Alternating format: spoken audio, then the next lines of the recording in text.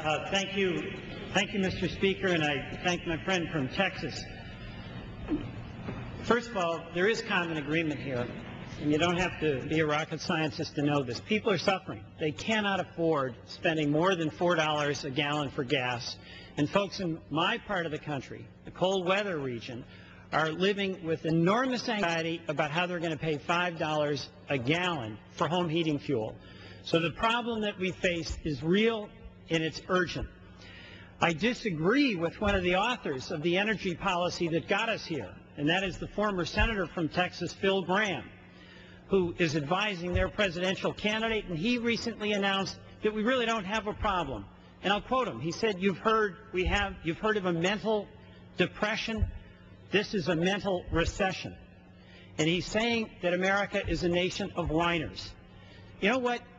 People have a right to complain about an energy policy where they can't afford to fill up their gas tank, where they're living enormous anxiety when the fuel truck shows up to heat their home, and they have to make decisions between food and fuel, between medicine that they need and the fuel that's required to keep their home warm. This is about rejecting the energy policy that has failed us and has brought us here. You know, my friend from Texas made a statement that I agree with. He said the oil companies should be our friends. That is right.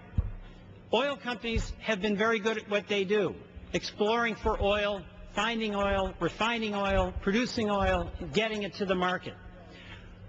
But the policies that we've had in place since President Bush became the leader of this country have enriched the oil companies, but the oil companies in turn, with over $500 billion in profits, have not reinvested that money into even producing where they can or moving to an alternative energy policy. You know, the question that we have here, one of the folks raised the question as to whether or not this is a fig leaf bill, whether there's rhetoric in this bill, because we're talking about 20 million new acres that has a proven capacity of at least 10 billion barrels of oil. Is it a question of Congress not making lands available for drilling onshore and offshore, when we know already there's 60 acres onshore and offshore available, and this bill makes it clear we want to make 20 million acres more available? Is it a question of lands where there is oil available being denied access, or is it a failure on the part of the oil companies to invest? You know, ExxonMobil in one quarter made about $40 billion of profit, or 1 year, $40 billion of profit. Did they put that profit into new drilling technology, into exploiting some of the leases that they have, into getting oil out of the ground and into the market? No, they spent $32 billion buying back their own stock. Basically what you're seeing is that the oil companies that have been doing extraordinarily well under this energy policy that's got us to this crisis have not been reinvesting their money, but they put their capital on strike. They've been buying back shares and maintaining the value of their stock at the expense of exploiting the oil fields that they have immediate access to. So I want to go through some of the arguments that my friend from Texas made. He accused the Democratic Congress of mind-boggling refusal to increase production. That's just flat out wrong.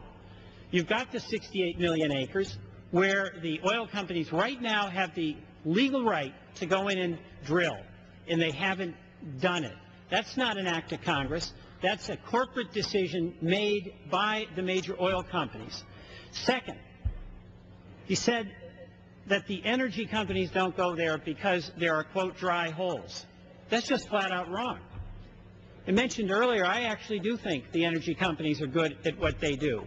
They don't waste their money or their stockholder money, and when they decide to spend their money on purchasing a lease, it's because they've come to their own independent conclusion that it's worth that investment, that there is oil in the ground or under the sea.